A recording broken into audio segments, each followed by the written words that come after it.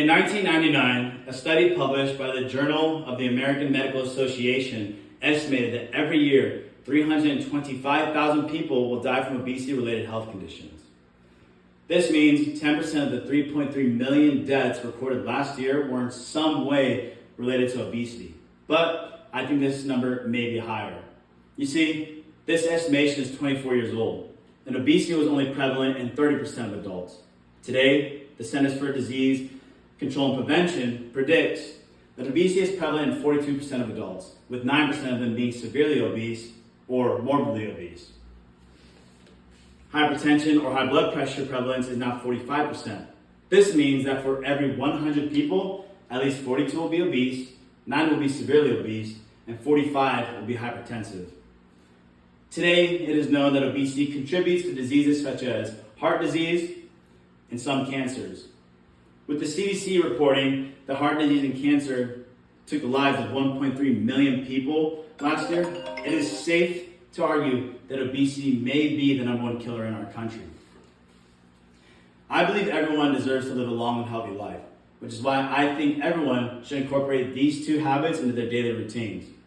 First, eat more whole foods.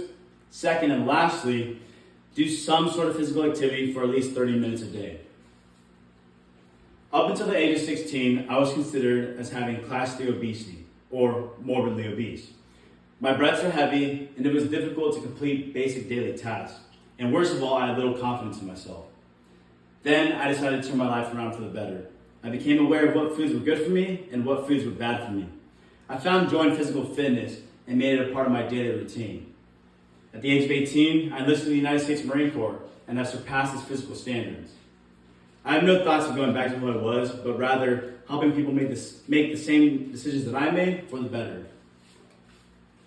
First, eat more whole foods.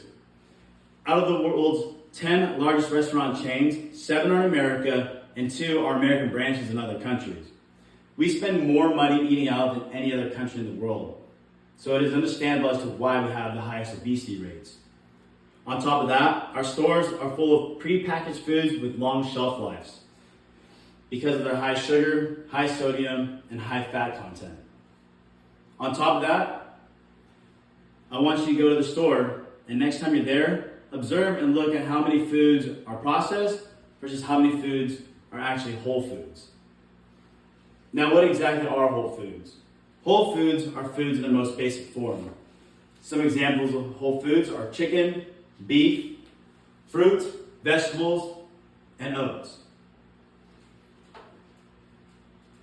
Some pros of eating whole foods are that they have less sodium, fat, no added sugars, and have higher nutrients. Sodium, processed fats, and sugars are added to enhance flavor and extend shelf life. They also contribute to many health conditions such as hypertension, heart disease, stroke, type 2 diabetes, and even cancer. The downside of whole foods is that they need to be prepared, cooked, and are not as tasteful as processed foods. This is where we need to fight the temptation of instant gratification and think about the long-term effects that eating whole foods has over processed foods. Second, find at least 30 minutes to participate in some sort of physical activity every day. The Department of Health and Human Services guidelines for physical activity say adults will experience substantial health benefits from only 150 to 300 minutes of moderately intensity exercise a week. That is easily achievable by participating in activities such as bicycling, walking, running, swimming, or even yard work for at least 30 minutes a day. For example, you can achieve this by waking up 15 minutes early and walking your dog, and ending your evening with a 15-minute walk or run. Over time, you'll experience improvement in cardiovascular and respiratory health, decreased body fat, and a more appealing figure.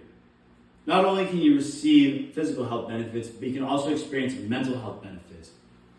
According to the Journal of Clinical Psychiatry, exercising boosts mental health by lowering anxiety, depression, raising confidence, and improving cognitive abilities.